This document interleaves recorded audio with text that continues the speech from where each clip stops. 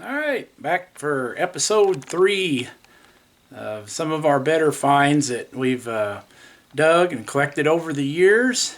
And we're going to have another glass case here that some of Shelley and I's best bottles. And I'll show a few of these here, but I'm going to go ahead and pull them out like I did last time so you can see them a little bit better, because they're kind of hard to see in the case here. But we do have some of our very best bottles in here, some of our favorite ones. You'll see as we come down through here, shelf number 2 and shelf number 3. So we got just a variety. You know, there'll be some flasks and pontiled medicines and colognes, different things, some bitters. So just kind of a variety. So hopefully maybe you'll see some things that it's in your own collection, or that you can relate to. People collect different things. So even got a couple pepper sauce bottles there that we've dug. So alright, then we'll come over and we'll show another one. Show another case over here. Got a bunch of stuff, but probably not in this episode, so that'll be in another one. But for right now, I think we'll get started here. So we'll get some of these out and I'll bring them into the kitchen.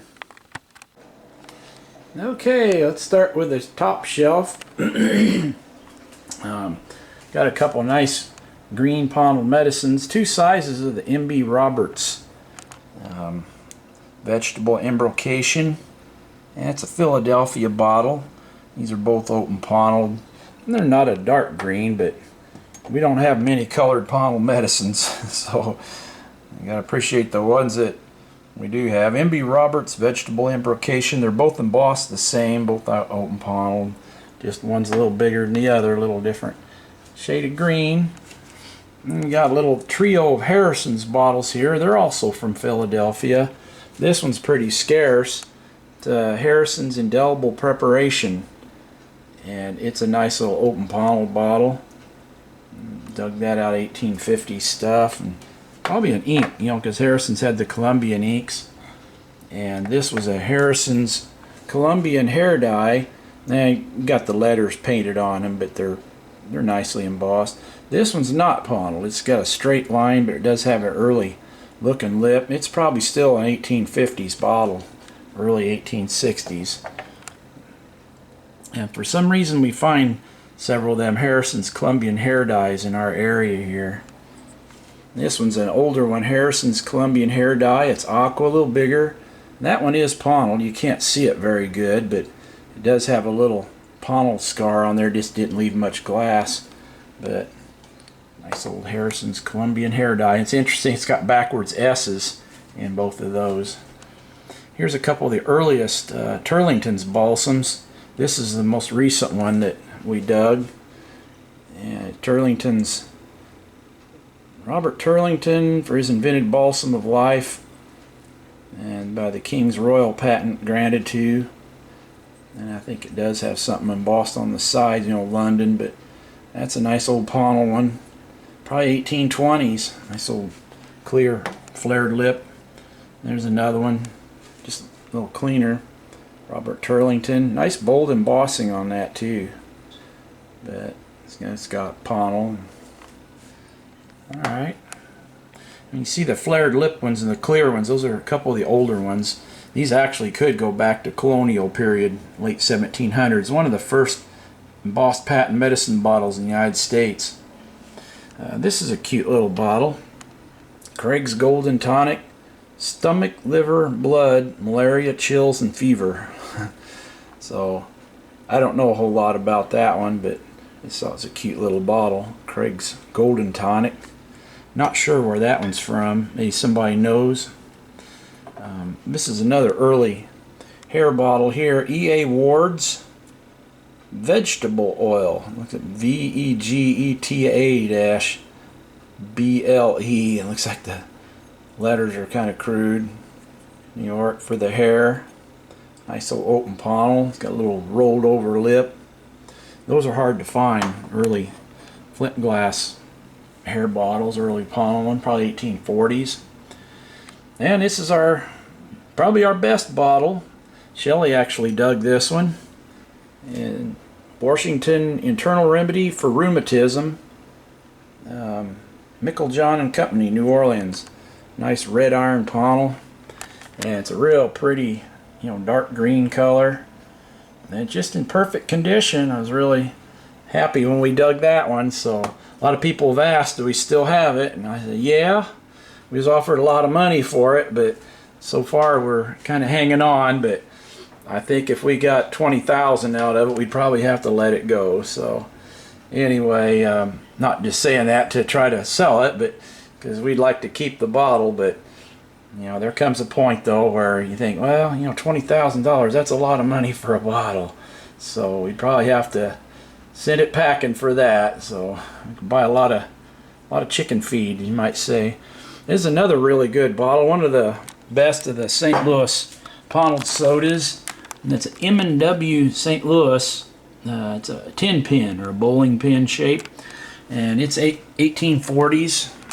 It's open pontil. Don't find that many open pontil sodas to begin with, but it's a nice old jagged open pontil, and it's got good color, beautiful condition. There's only a few of these known, probably less than 6 or 7 of these known.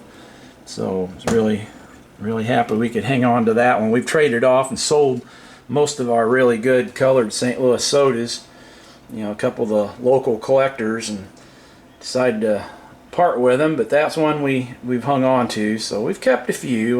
We'll see more at some point. We've still got some good colored sodas kicking around. This is a pretty scarce Cathedral Pepper Sauce, H.E. and Company, Cincinnati. It's a nice open pontil. It's in real nice condition, shiny nice. 1850s. And there's its kind of cousin here, real similar. This is a St. Louis Spice Mills, and it's iron pontil. Nice old drippy lip. Paul and I dug that one here in Illinois. And this one's a real pretty one. It's a London mustard, but look at the color on that. It's kind of like a cornflower blue. It's a pontil one. Real early, probably 1830s. But you don't see them in blue. And that one, it was all, when it was dug, it had this black iridescent coating all over. We didn't even know what color. We just assumed it was aqua. But Paul got it, and he said, "Dad, you ain't gonna believe this. That thing is blue." And I said, "No way." So that was exciting. I think he gave it to me for my birthday or Christmas or something a couple years ago. But man, I'm glad to have that one. This is real pretty. It's a cologne bottle. It's not pontil, but it's definitely 1860s. And it's got the panels on it. Boston and Sandwich glass cologne bottle. But it's neat that with the original label. It's like a double extract of cologne. And it's got some flowers on it there. Part of an old label there on the back. But again, it's a real beautiful bottle. Cobalt blue. Nice big old cologne. Shelley's got a nice collection of cologne bottles. Here's another one. This is a Vaseline glass cologne. Reacts under black light. Glows real bright. And it's neat because it's got the original stopper on it. But again, it's probably 1850s. Real nice. And it's got a ground pontil or polished on the bottom with cut panels and little cut thumbprint pattern. But it's neat having that stopper. Those are hard to find, the stoppers. And another really good bottle, one of my favorites, USA Medical Supplies from Pike and Kellogg, St. Louis. That's United States Army Medical Supplies. It was put out during the Civil War. And it's a real scarce bottle. There's only a few of these known also. I know a couple were dug out in Denver. This actually was dug here in St. Louis. So we're real proud of that one. And it's got Arbogast Pittsburgh. That's a glassmaker's mark. I think A Arbogast Pittsburgh on the bottom. So that one's in real nice shape also. It's perfect. Like I said, all the ones, this was one of the only ones I think that was dug here in St. Louis. So, alright. Another little umbrella ink. Saw some umbrella inks last time. I told you we'd probably see some more. They're just scattered around. But anyway, this was one of the most recent ones that we dug. oh, here a year or two ago. But it's real pretty, nice open panel. This is an odd ink. It just says M&C. M&C Limited or something in these little ribbons around here, but it's not pontiled, but it's probably 1880s, 70s. Just a real pretty teal, unusual square ink bottle. And here's one from the Jug Dump. Eagle Angostura Bark Bitters, Eagle Liquor Distilleries. Got patent date 1902. And I don't remember if it was Shelley or me that pulled that out, but yeah, we dug that, so we just kept it, put it in our cabinet. Kind of unique shaped bitters, dug there in the Jug Dump. And this was just one that we picked up, but we collect St. Louis medicine bottles, and this is Mayfield Medicine, common bottle, McGee's Baby Elixir. So just there, not for no particular reason, just because that's a place where I put it when we got it. So, all right, well, that was the top shelf, and we'll come back and look at the second shelf. But again, one more little close up of the Mickeljohn bottle. It's a real pretty bottle. Shelley dug that one, so yep. Mickeljohn Washington internal. What does it say? Internal remedy for rheumatism. Yeah, keep forgetting what it says, but all right, just a little teaser there. So, all right, let's move on to the second shelf. All right, shelf number 2 here. We'll look at a few of these. Sun's starting to go down, so I don't know how this is going to turn out, but got one little green pontiled puff there, puff cylinder that Paul and I dug. These are a couple cologne bottles, frosted glass. This is like Rebecca at the Well. And most likely French bottles. You can see the real nice frosted glass. That one's got an open pontiled scar on the bottom of it. And this one's real similar, only it's got a boy and a girl climbing up a tree there. Thought that was pretty cool. It's kind of rough pontiled on that one. But these are French. They're probably 1870s bottles, maybe even early 1880s. I don't know, but they're kind of cool. We like them. There's a little shot glass. It's pretty scarce. It's a Royal Pepsin Stomach Bitters from L&A Scharf in St. Louis, and they got the unicorn, the lion crest there, just like on the bottles. So you don't see many of the glasses, though. They're really hard to find. So I got a few little glasses to kind of go with bottles. But this is one of the older Dr. Sage's Catarrh Remedy. It's Dr. Sage's on the side. Catarrh Remedy. And it's from R.V. Pierce from Buffalo. It's not pontiled, but sure dug it in 60s stuff. So anyway, but I haven't found many green ones. They're usually aqua. Later ones are clear, so they're hard to find in green. So I just hung on to that one just because it was nice color. This is a real early covered ink pot, ink bottle, paneled, and probably like Boston and Sandwich Glass Company. Definitely New England. It's like 1830s, but it's a real dark, as you can see, almost a violet color. And this is probably, I don't know if it's English. It's got the burst top on it, but it's real pretty. Just nice little ink bottle. Odd, unusual shape, you know, with the little designs around it there. So, yeah, it's another real pretty bottle. This is a reddish amber Shepherd and Company out of Zanesville, Ohio. It says Shepherd. It's got a backwards S there. Shepherd and Company, and it's Zanesville, which is kind of faint up at the very top there. You can see Zanesville and then Ohio in the eagle. Nice old pontiled flask, and it is a Masonic. It's got the Masonic arches there and tools, but real pretty color, reddish amber color. I just love those. I very seldom get them, you know, but that was one of the nicest ones, so I hung on to that. Another Pike's Peak flask. The hunter shooting the deer on it. Nice bold embossed one. And it's not pontiled, but right around there. It's early 60s. Seems like I might have had one in the last video that other case too, so if I got two of them, I'll probably end up selling one of them. This is like the same thing, only it's a real pretty green color. These you don't find. This was dug here. Dug that one here in the Midwest, and it's got the hunter shooting the deer, as you can see. And it's got a real rough circle on the bottom. I don't believe that's a pontiled, but you know, it's a real nice drippy applied lip, but just a great color. You know, dark olive green. And Pikes Peaks came in some good colors. As again, both of them are from the 1860s. This is real cute, little free-blown bellows. Little bellows, like probably a cologne bottle. Almost like a little glasshouse whimsy. It's got the little applied riggery there. Little handle, bellows handles there. I thought that was so cute.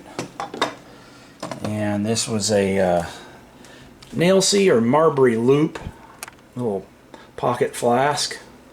Kind of rounded bottom, won't even sit upright. But anyway, it's beautiful pontiled. 1840s, 1850s. Just love the color on it. Pretty.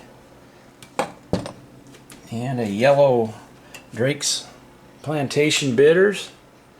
Just a real nice color, you can see, compared to the, well, that one's kind of a reddish amber, but anyway, I like it. I like the color on it. This is a 4 log. You can tell the log, count the logs above the window. 1, 2, 3, 4. You see just above my thumb there. That determines it, whether it's a 4 or 5 or 6 log. And of course the 5 log is the hardest to find. Those are the scarcest. This being a 4 log. Not a rare bottle, but a really nice color. And this is another Bitters bottle. William Allen's. It's kind of nice arched panels there. Congress Bitters. William Allen's Congress Bitters. Nice applied lip. It's not pontiled though, but it's 1860s. Real pretty bottle. Again, those come in some great colors, greens and so on. There's one that me and Shelley got. It's a blue Union flask. This also was dug here in Illinois, so we're real proud of that one. Got the nice eagle on the back. And it's not really a cobalt, but it's a kind of a cornflower blue, I guess you'd call it. But it is a pretty color. You can see it sit next to the aqua bottle there. It's definitely a solid blue Union clasp hands flask. Nice cork. I don't know what this is. Probably a barber bottle, maybe. Decorative type bottle. It's just pretty. We like the pink and white. It's called cased glass, where it had a layer of glass on the inside there. That splotchy pink and white, that's on the inside, and the actual outside layer is clear. Call that cased glass. It's hand blown in the 1880s or 90s. This is an early whale oil lamp. You can see with the 2 little tubes sticking up there. When they got 2 tubes, it's either a camphene or a whale oil lamp. You know, camphene or burning fluid, or whale oil. Usually in the 1840s into the 1850s, but nice little loop, elongated loop pattern. Little small whale oil lamp. Just kind of cute. So, alright, well, that's the second shelf. I'll see if we got enough daylight to do a third shelf here. So let's see how much time we got. And shelf number 3. It'll probably be the last in this video. I'm running out of daylight and want to try to keep it kind of short. So, but some interesting bottles in here with some interesting stories. And this first one's a nice early pontiled medicine from St. Louis. It says prepared by Dr. Easterly, St. Louis, Missouri. And it's a nice open pontiled. And that one's, it was a generic bottle. Easterly never had what was in his bottles. He had quite a few different products, and I've probably got several different shapes and sizes of bottles of his that we've dug over the years there in St. Louis. But yeah, Paul and I dug that one out of a big brick liner. And this one was years ago. One of my old digging buddies, Ken Borders, and I dug this bottle. Got my fill at Jake's, but where did I eat that dog? It's got this old drunk leaning up against the light post, and his dog sitting there, and it's just kind of interesting. Neat old bottle. But I don't know if that was a song from back in the 1880s, but it's an 1880s pumpkin seed flask. Got my fill at Jake's, but where did I eat that dog? So, little puppy dog there. Alright, so cool bottle. Cool bottle and great story. This is a nice old green USA Hospital Department bottle. United States Army Hospital Department. And they made these in a lot of different colors and sizes, and never really collected them per se, but we probably got 20 of them or more. So that's one of them. Nice green one. Civil War period, 1860s. Here's another one. This bottle's got a neat story. It's just it's USA Hospital Department, kind of a olive amber, but it was actually dug in Kansas on a fort, and I got to get the magnifying glass out to see it, but it says Don Barton collection, Custer's 7th Cavalry, 1869 camp, Ellison County, Kansas. He said officers privy. So it was dug by a guy named Don Barton years ago, and it was where Custer's camped before, obviously before he was Little Bighorn. But in 1869 they camped there, and that bottle was dug in the officers privy. So I was able to get a couple of those bottles, USA Hospital Departments that came out of there, and so I still have them. Paul and I have been fortunate enough to dig quite a few of them here in the Midwest. This is a real scarce, cute little bottle. It says G.N. Morrison, New Orleans on it. Isn't that neat? A cute little bottle with a flared lip. Nice little open pontil. 1840s. So, a lot of different pontil medicines from New Orleans. This is not pontil. It's a Midwestern bottle, but I like it. Dr. C.W. Roback's Scandinavian Blood Purifier, purely vegetable, liver complaint, dyspepsia, but it's a nice old plied lip bottle, 1860s, but just got a lot of character to it, you know, with a sunken panel. This is one of my favorite flasks, Amber Corn for the World, got a big corn on it. In the back it says Baltimore. It's got the monument, Baltimore Monument. It's a smooth base, 1860s bottle. Nice applied lip, but pretty color, kind of a yellow amber, and those have become quite pricey here the last few years. Used to be able to see them reasonable prices, but boy, they're popular now, hard to get. These are a couple real early black glass bottles, you know, just stuff we've dug and accumulated over the years. Just thought it was kind of cool, little 3-piece mold, pontiled, probably blacking bottle, some kind. Same way with that, just kind of an odd one, little pontiled, free blown, a flared lip on it. I just kind of like them, you know, different shapes, sizes. Paul's got a whole bunch of the colored puffs, free blown stuff, so we'll have to show that sometime, show Paul's collection. It's pretty impressive. There's a couple little bottles here. Dug out of an 1850s pit. 2 sizes of it. Says Jules Howells Celebrated Vegetable Liquid Hair Dye. Says all that in each panels. It's one of them flat bottoms, but it's flint glass. You can see when you dig them out of the deep privies, you know, with black doo-doo in them. They come out really bad stains, so I didn't clean that up too much. But it's a clear flint glass, so it's probably 1840s, early 1850s, even though it's not pontiled. It's from that age, dug with pontiled bottles. Both of these were. So just 2 sizes. And there's a little trio of Levison's inks from St. Louis. They all have Levison's inks, St. Louis, on the front.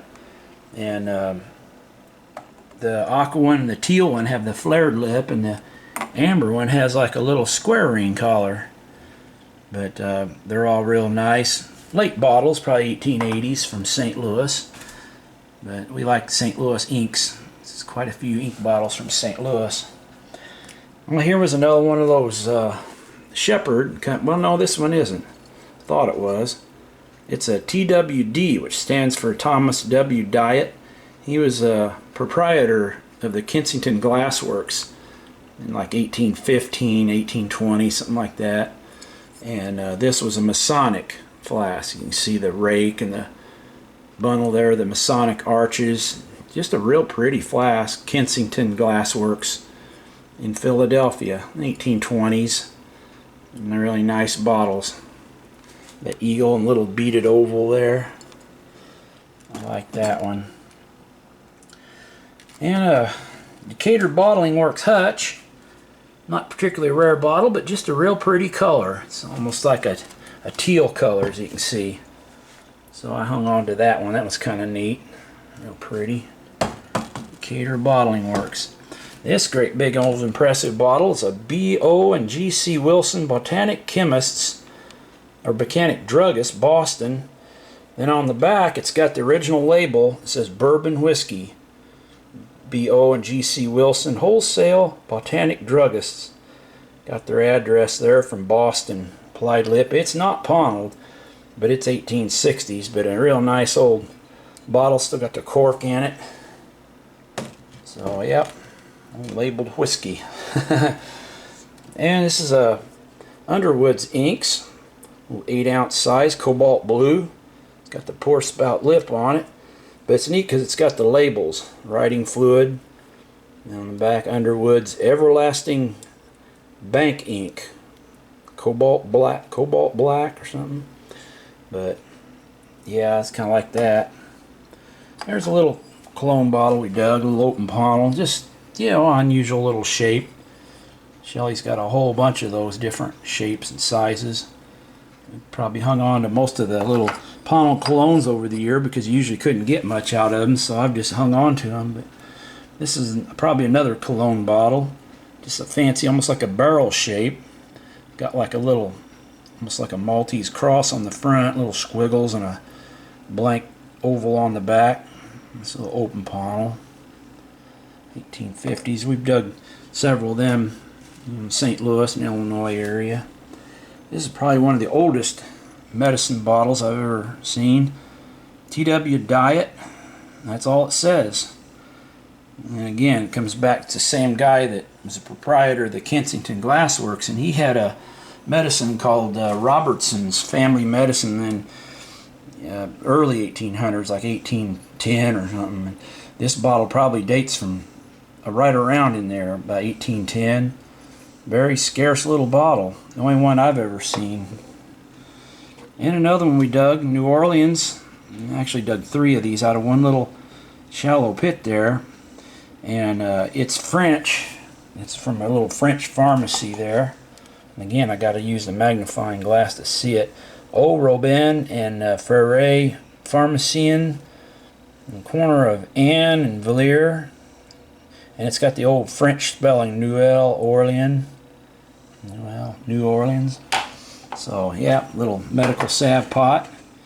And dug that right close to where that drugstore was at there. I had permission on a little lot and dug 3 or 4 little pontil pits. And there was 2 or 3 of them in there. I think Courtney Frio. I think you got one of them from me, Courtney, if you used to watch this, didn't you? I remember Courtney. He's a good friend of mine. Good New Orleans collector. Courtney. Alright, here's a little, actually it was never opened. It's got the little lead seal, but the cologne evaporated out. But it's a St. Louis bottle. Mellier's little quadruple extract and Bon Silene Rose. Got the fragrance there. Cool little bottle. And last not least, a beautiful little cased glass perfume bottle. It's got a sterling silver top. And it's got cut, little cut stars, little bands all around it, and ovals, and just a real cool little 1870s, 1880s cologne bottle. It's got a polished bottom, cut glass. So, alright, well that's probably about it for this video. And we'll come back and show the bottom 2 shelves. So we appreciate you watching, and this isn't about trying to toot our horn and show what we got, but people have asked, and I've never really showed a lot of the stuff that we've dug over the years, and so I've just thought, well, it might be nice to do that for family and friends. And if you got any questions, leave us your comments, and we'll do our best to you know, comment and answer back. And a lot of these are probably going to be for sale at some point because, you know, obviously you can't keep everything. Duplicates. That last one, there was another one of them Pikes Peaks already. Seen I've got 2 of them, so. Alright. Well, Paul and I will be in Shups Grove Friday and probably Saturday, part of Saturday anyway. So if anybody's wanting to come out this Friday and Saturday to Shups Groves right near Adamstown, Pennsylvania, we'll be set up there at the show and probably camping out there Friday night. So we look forward to seeing a lot of our friends out there. So come over, say hello. We'll have a table there somewhere right in the middle. And we'll look forward to seeing all of you and a lot of our friends, catching up with a lot of you guys. So we appreciate you watching, and we'll see you there, and we'll see you in the next video.